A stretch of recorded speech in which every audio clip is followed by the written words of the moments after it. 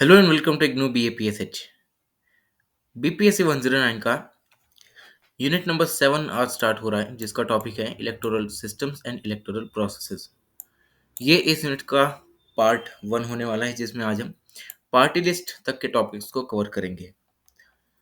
तो इंट्रोडक्शन की अगर मैं बात करूं तो इलेक्टोरल सिस्टम होता क्या है।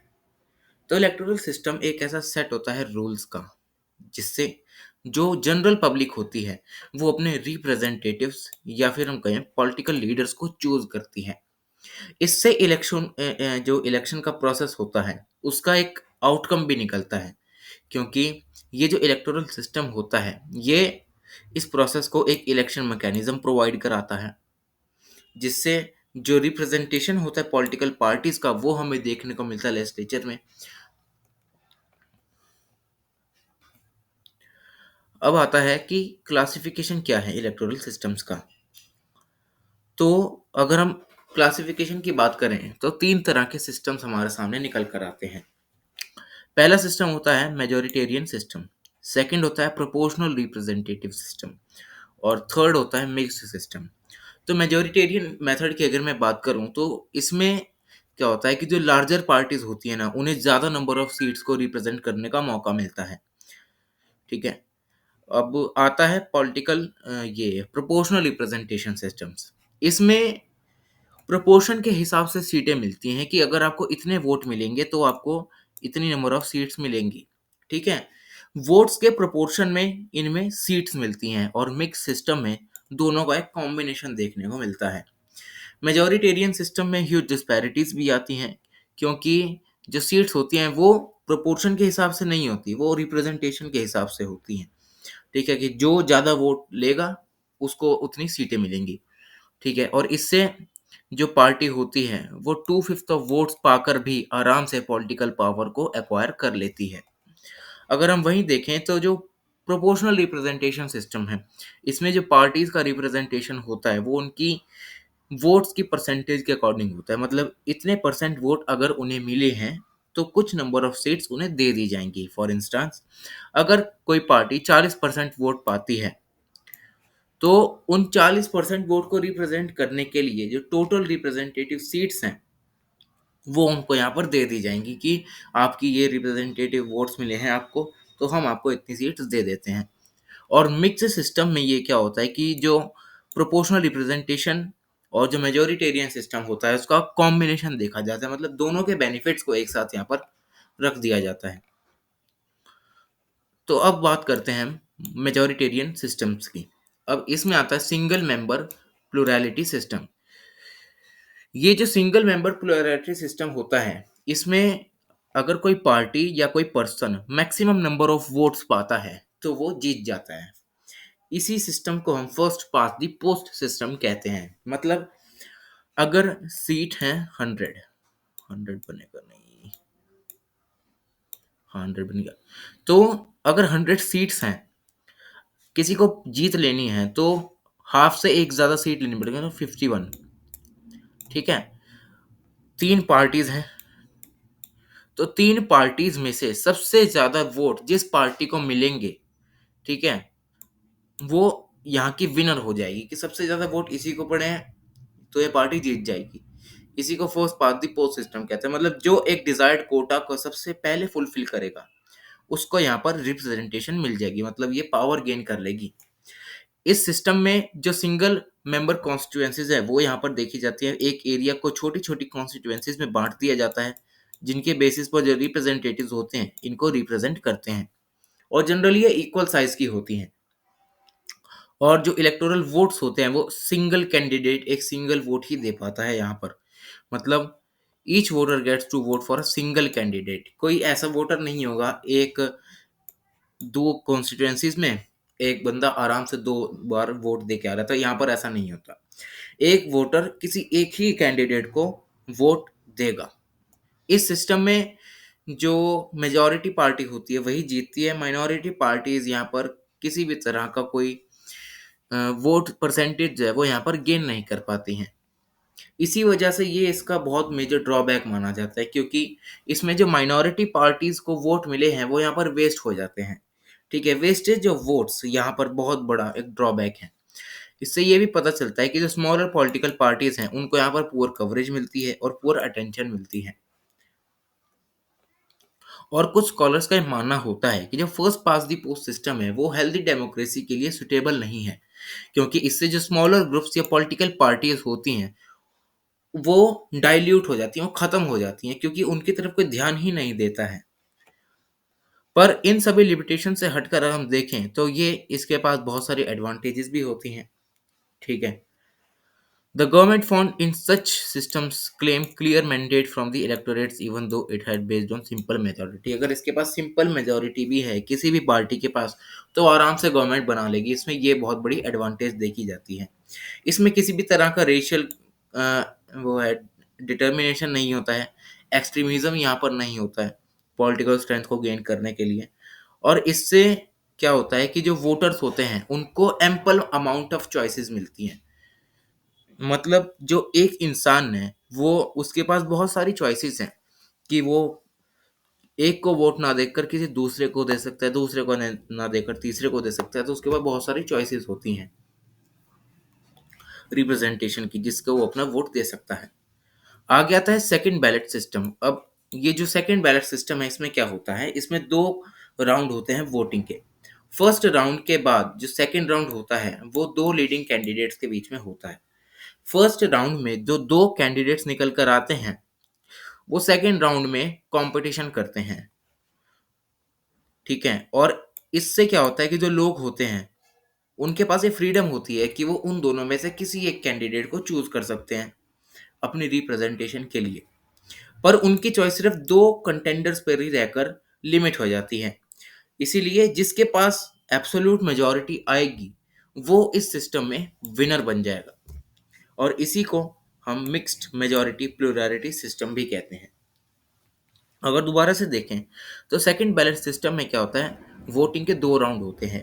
पहले राउंड की वोटिंग के बाद जो दो कैंडिडेट्स जिनको सबसे ज्यादा वोट्स मिले हैं किन्हीं दो लोगों को, वो सेकंड राउंड में आते हैं। अब सेकंड राउंड में क्या होता है, सेकंड राउंड की वोटिंग होती है, लोग उन दो में से किसी एक को चुनने के लिए वोट करते हैं। तो जो सबसे ज्यादा वोट्स पाएगा वो यहाँ पर विनर बन जाएगा। इसीलिए इसको मिक्स्ड मेजॉरिटी प्लुरैलिटी सिस्टम भी कहते हैं, क्योंकि ये यूनिटरी प्रोसेस नहीं होता, इसमें दो बार वोटिंग होती है, इसलिए मिक्स्ड मेजॉरिटी प्लुरैलिटी सिस्टम कहते हैं।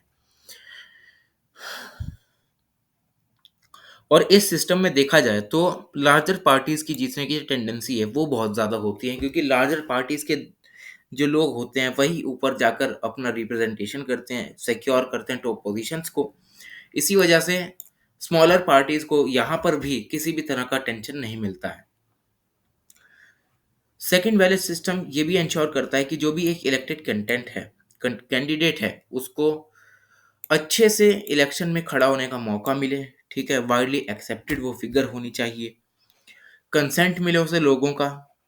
It gives the electorate also ample choices in the first round. अब इलेक्टोरेट्स को फर्स्ट राउंड में एम्पल चॉइसेस मिलती हैं यहाँ पर भी। और सेकंड चॉइस में या सेकंड राउंड में क्या होता है कि मैक्सिमम सेटिस्फेक्शन के लिए उन्हें दो में से किसी एक को चुनना पड़ता है। बस यही यहाँ पर एक इसका ड्रॉबैक देखा जाता है। आगे है ऑल्टरनेटिव वोट सप्लीमेंट्री सिस्टम। अब alternative vote and supplementary vote system में क्या होता है, ये सिस्टम पर्टिकुलरली ऑस्ट्रेलिया और यूके में यूज किया जाता है। इन दोनों सिस्टम में जो वोटर्स होते हैं वो कैंडिडेट्स को अपनी प्रेफरेंस के अकॉर्डिंग ऑर्डर करते हैं। फॉर एग्जाम्पल ये तीन लोग हैं और ये तीन हैं कैंडिडेट्स। तो अब ये तीन जो वोटर होंगे ना, ये अपनी प्रेफरेंस के हिसाब से इन तीनों कैंडिडेट्स में से फर्स्ट प्रेफरेंस चुनेंगे कि हाँ भाई मेरा तो ये वाला कैंडिडेट है फर्स्ट पे, फिर दूसरा ये वाला है, फिर तीसरा ये वाला है। तो इसमें ये होता है ऑल्टरनेटिव वोट सिस्टम। मतलब अगर ये नहीं मिला, ये नहीं जीता तो ये बन जाएगा, अगर ये भी नहीं जीता तो ये तीसरा बन जाएगा। तो ये यहाँ पर देखा जाता है। जो फर्स्ट प्रेफरेंस भरते हैं ये वोटर्स उनको प्राइमरी वोट कहा जाता है, और जो रेस्ट ऑफ दी वोट्स होते हैं उनको सप्लीमेंट्री और ऑल्टरनेटिव वोट्स कहा जाता है, क्योंकि जो पहली प्रेफरेंस से भरते हैं वो उनका प्राइमरी है। अगर ये बन गया तो ठीक है, अगर ये नहीं बना तो जो दो कैंडिडेट ये बचे हैं ना, ये सप्लीमेंट्री वोट्स के अंदर आएंगे फिर। The primary difference between alternative vote and supplementary vote is that AV allows voters to rank all the candidates। अब alternative vote में क्या होता है कि जो वोटर्स होते हैं वो क्या करते हैं, सभी जो कैंडिडेट्स होते हैं उनको लिस्ट आउट कर देते हैं कि सबसे पहले ये होना चाहिए, फिर दूसरा ये, फिर तीसरा ये। पर जो सप्लीमेंट्री वोट होता है वो सिंगल पे आकर लटक जाता है कि मतलब अगर एक कैंडिडेट है वो हार चुका है, उसके बाद जो दूसरी प्रेफरेंस है वो भी हार चुका है, तो सिंगल यहाँ पर एक कैंडिडेट बचता है, वही यहाँ पर हो जाता है एक प्राइमरी चॉइस के रूप में। क्योंकि इसमें लोग प्रेफरेंस भरते हैं, कोई एक तरीके से डायरेक्टली चूज नहीं होता है। लोग क्या करेंगे, किसी एक कैंडिडेट को लिस्ट आउट कर दिया, फर्स्ट पे ये होना चाहिए, सेकंड पे ये होना चाहिए, थर्ड पे ये होना चाहिए। तो अगर ये नहीं जीता तो ये बन जाएगा, ये भी नहीं जीता तो ये बन जाएगा। तो इसमें से केवल एक ही निकल कर सामने आता है। इसमें वोटर्स को किसी भी तरह की कोई चॉइस नहीं होती है, क्योंकि वो पहले ही अपना प्रेफरेंस भर चुके होते हैं। Votes are counted based on first preferences, और जो वोट्स काउंट होते हैं वो प्राइमरी वोट से होते हैं, प्राइमरी चॉइस से, कि जो सबसे पहले प्रेफरेंस उन्होंने रखी है उस हिसाब से वोट को यहाँ पर काउंटेड किया जाता है। और जो candidate lowest number of votes पाता है उसे एलिमिनेट कर दिया जाता है। अब जिस बंदे के वोट्स को एलिमिनेट किया गया है, अब क्या होगा कि वो वोट जो उसे पड़े हैं वो फर्स्ट और सेकंड प्रेफरेंस वाले को मिल जाएंगे, और उसमें से भी जो एब्सोल्यूट मेजोरिटी पा लेगा कैंडिडेट, वो यहाँ पर विनर बन जाएगा। फॉर एग्जांपल ये तीन है, तो ये है ए, ये है बी, ये है सी। फॉर एग्जांपल अगर ए को सबसे ज्यादा वोट मिले तो ये तो रहेगा ही रहेगा, बी को मिले बहुत ही कम वोट, और सी को भी ठीक ठाक वोट मिल गए। फॉर एग्जांपल ए को मिले 40 वोट, सी को मिले 50 वोट, और बी को मिले 10 वोट। अब ए और सी तो सिक्योर्ड हैं क्योंकि उनके पास ज्यादा वोट्स हैं। जिसको कम वोट मिले फर्स्ट राउंड में उसको एलिमिनेट कर दिया, ठीक है। अब जो बी के वोट्स हैं यानी तो 10 वोट्स हैं वो इन दोनों में इक्वली डिस्ट्रीब्यूट कर दिए जाएंगे। फॉर एग्जाम्पल इसके पास 10 वोट्स हैं तो 5 ए को चले जाएंगे, 5 सी को चले जाएंगे। तो सी के पास आ गए 55 वोट्स, इसके पास आ गए 45, तो सी यहाँ पर विनर बन जाएगा। तो ये इस सिस्टम में चलता है। Although AV and SV systems encourage two party systems, अब इसमें टू पार्टी सिस्टम्स को एनकरेज किया जाता है ताकि जो एक्यूरेट रिप्रेजेंटेशन है लोगों को वो यहाँ पर मिल चुके हैं, और वोटर्स के पास अच्छी अच्छी प्रेफरेंसेस हो ताकि उनके जो वोट्स हैं वो वेस्ट ना हो आगे जाकर। Despite similarities to the single transferable vote system, AV and SV offer clear indications of voter preference. अब सिंगल ट्रांसफरेबल वोट सिस्टम्स के जैसी इनमें सिमिलैरिटीज तो होती हैं, पर एवी और एसवी क्या करते हैं, एक क्लियर इंडिकेशन दे देते हैं वोटर के प्रेफरेंसेस का, ठीक है। एवी और एसवी क्रिटिसाइज भी किए जाते हैं क्योंकि इसमें जो कैंडिडेट्स होते हैं वो फेवरिंग कैंडिडेट्स होते हैं। मतलब जो लोग हैं वो यही चाहते हैं कि अगर ये कोई ए कैंडिडेट ना बना तो बी बन जाए, बी ना बना तो सी बन जाए। सिंगल ट्रांसफरेबल वोट सिस्टम में ऐसा नहीं होता है। इसमें जो भी कैंडिडेट एब्सोल्यूट मेजॉरिटी को जैसे ही टच करता है वो इसमें विनर बन जाता है। तो ये है हमारा सेकंड बैलेट सिस्टम। आगे आता है कॉन्डोरसेट मेथड। अब ये कॉन्डोरसेट मेथड आया कहाँ से है, ये मार्केस डे कॉन्डोरसेट, ये एक फ्रेंच मैथमेटिशियन है जिनके नाम से इस मेथड को लिया गया है।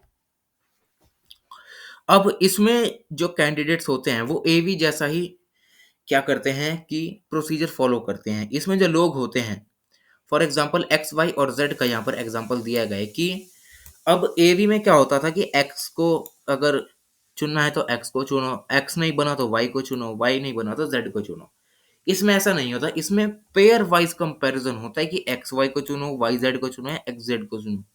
अब जो वोटर्स हैं उनको किसी एक पेयर में से कैंडिडेट्स को सिलेक्ट करना होता है, और जो सबसे ज्यादा वोट्स पाएगा कोई भी पेयर तो वो यहाँ पर विनर बन जाएगा। फॉर एग्जाम्पल अगर एक्स वाई को मिले 10 वोट, वाई जेड को मिले 50 वोट, एक्स जेड को मिले 100 वोट, तो एक्स जेड जो है जो सबसे ज्यादा वोट पाया है इन्होंने, तो ये यहाँ पर विनर बन जाएंगे, ये दोनों पेयर्स यहाँ पर एलिमिनेट कर दिए जाएंगे। और जो ये सिस्टम होता है बहुत ही एक्यूरेट होता है और फेयर टर्म्स को यहाँ पर डिलीवर करता है ताकि जो रिप्रेजेंटेशन है वो किसी भी तरह से हैम्पर ना हो।